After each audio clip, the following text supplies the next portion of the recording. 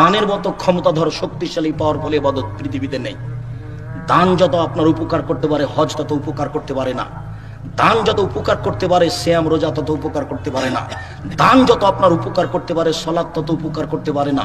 দান যত আপনার উপকার করতে পারে এক ফোঁটা চোখের পানি যাতে আল্লাহ সবচেয়ে বেশি সন্তুষ্ট হন সেটাও উপকার করতে পারে না। দান সবচেয়ে শক্তিশালী পাওয়ারফুল ক্ষমতাধর ইবাদত, বালা বিপদ মুসিবতকে দূর করে দিতে পারে, ঠেকিয়ে দিতে পারে, একটা থেকে আর একটা ঘটিয়ে দিতে পারে। দান করলেন আপনি, আপনার মায়ের কবরের শাস্তি বন্ধ হয়ে গেল।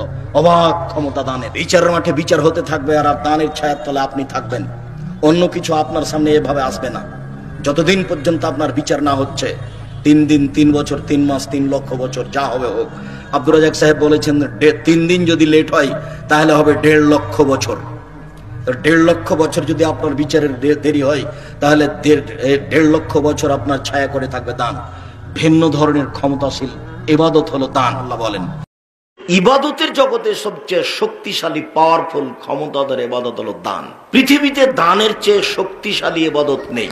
দান এমন একটা ইবাদত যে একজনের থেকে আরেকজনের কাছে পার হয়ে যায়, যেইটা অন্য কোনো ইবাদত পারে না।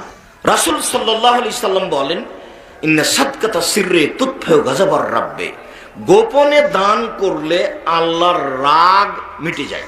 চুরি করেছেন, জেনা করেছেন, আপনার উপর আল্লাহ ক্ষেপে আছেন, মরলেই জাহান্নাম। তো আপনি দান করলেন, তখন এটা মিটে গেল, ওটা শেষ। রাসূল সাল্লাল্লাহু আলাইহি ওয়াসাল্লাম বলেন ইন্না সাদকাতা তুতফিউ হাররাল কবুরে, নিশ্চয় দান কবরের শাস্তিকে বন্ধ করে দেয়। সালাত আদায় করে মানুষ জান্নাত পাবে, জান্নাত কিনতে পারে না। সিয়াম পালন করে মানুষ জান্নাত পাবে, জান্নাত কিনতে পারে না। হজ করে মানুষ জান্নাত পাবে, জান্নাত কিনতে পারে না। দান এমন একটা ইবাদত যে দান করে মানুষ জান্নাত কিনতে পারে। আল্লাহ বলছেন যে আমি তোমাদের টাকা এবং তোমাদের জানের বিনিময়ে জান্নাত আমি তোমাদের কাছে বিক্রি করে দিয়েছি, কিনে নাও।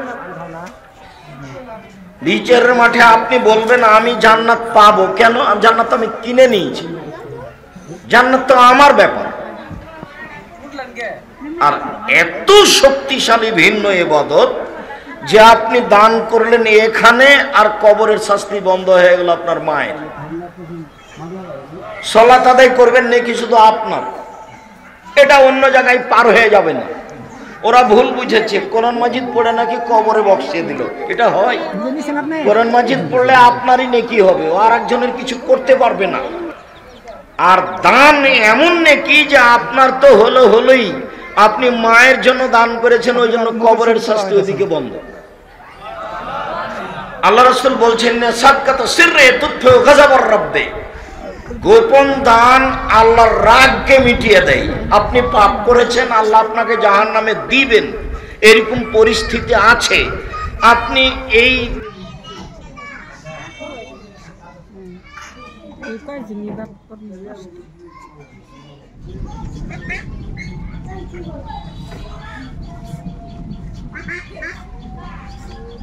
আল্লাহ আপনার উপরে অসন্তুষ্ট ছিলেন, এর কারণে তার রাগটা মিটে গেছে। দান করলেন আপনি নেকি পাবেন, আপনি কিন্তু দানের প্রতিক্রিয়া আল্লাহর উপরে গিয়ে লেগেছে, তার রাগটা মিটে গেছে। এই বিষয়ে আর কথা নেই, আপনাকে আর উনি শাস্তি দিবেন না। ইন্না সাদকাতা তুতফিউল খাতিয়াতা কামা ইতফিউল মাউন নারা, নিশ্চয় দান মানুষের পাপকে ওইভাবে মিটিয়ে দেয়, পানি যেমন আগুনকে নিভিয়ে দেয়।